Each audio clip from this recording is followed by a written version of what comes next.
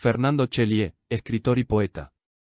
El autor muestra armonía artística y, sobre todo, conocimiento del arte de escribir. Por José Miguel Alzate. El 17º Parlamento Internacional de Escritores que se realizó en Cartagena entre el 24 y el 27 de agosto del presente año le hizo un reconocimiento a un escritor que, sin haber nacido en Colombia, fue en esta tierra donde consolidó su vocación literaria al vincularse como profesor del área de Humanidades de la Universidad Francisco de Paula Santander, de la ciudad de Cúcuta. Este autor, nacido en la localidad de Mercedes, una población al oeste de Uruguay, se llama Fernando Chelier, y se ha destacado como ensayista, poeta y cuentista. Sus textos son publicados en medios culturales de varios países, y en ellos se descubre a un orfebre de la palabra que hurga en bibliotecas para estructurar sus análisis literarios. Pues bien, el evento de la Ciudad Heroica consideró que este año la placa que denomina Libro de Oro de la literatura colombiana la merecía a este escritor que se ha dedicado a estudiar a los grandes poetas españoles. Y fue una decisión acertada. Todo porque este hombre sencillo, que ha publicado 3 libros de poemas, Poesía de los pájaros pintados, 2013, Muelles de la palabra, 2015, y Las flores del tiempo, 2018, ha hecho de la palabra una opción de vida. En ensayo dado a luz los libros, El cuento fantástico en el río de la Plata, 2015, Las otras realidades de la ficción, 2016, El cuento latinoamericano en el siglo XX, 2017, y Cadencias que el aire dilata en la sombra, 2018. Y acaba de publicar un nuevo texto, Palabra en el tiempo, un profundo análisis sobre la poesía de Antonio Machado.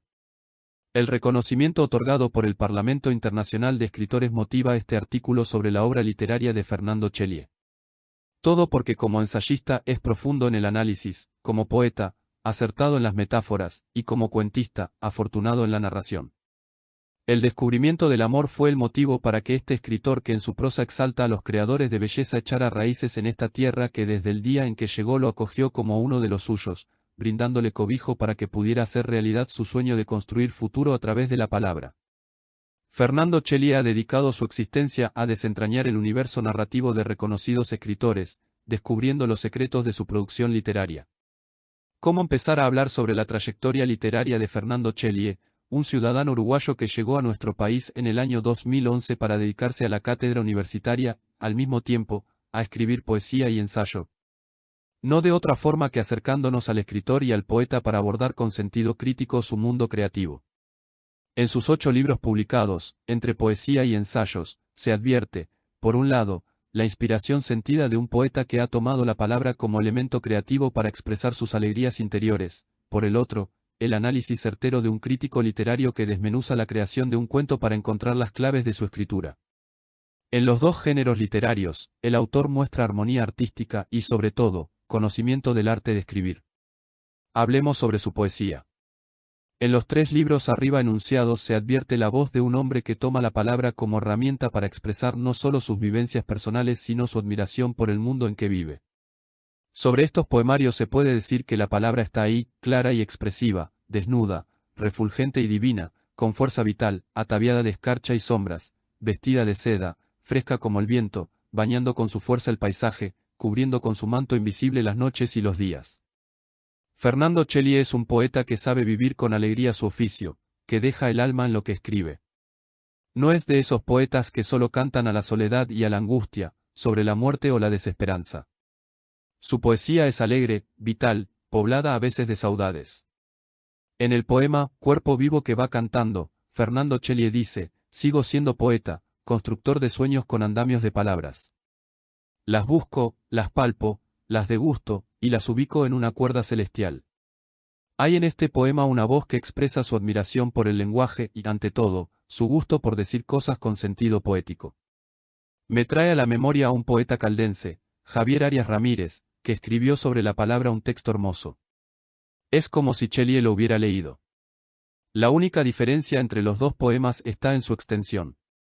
El del uruguayo es corto, el del caldense, extenso. Coinciden en el fondo. Mientras el uruguayo dice sobre las palabras, las palpo, las degusto, y las ubico en una cuerda celestial, el caldense dice, las busco con rabia en mis vigilias y también muchas veces con sigilo. Hay un poema donde Fernando Chelier habla de su alegría interior. Su título es, En el principio será la luz, entre otras cosas. Es un corto canto para celebrar la vida y, como él mismo dice, ver la luz filtrarse entre las hojas de los árboles y sentir cómo el viento sopla y muerde las ventanas. Este poema tiene olor a tierra mojada, rumor de viento fresco y sonido de agua en la mañana. Posee ecos lejanos de Fernando Pessoa, se advierte en este verso, cuando se pregunta, ¿será que todas las infancias son recuerdos de un patio vasto como la noche y más largo que la vida? Y también de Walt Whitman en sus mejores cantos sobre el paisaje. Shelley se deja seducir por el misterio guardado en la caída de una hoja. Dice que los bancos tristes, cansados de esperar visitantes, dejan pasar el fuerte viento entre sus listones de madera.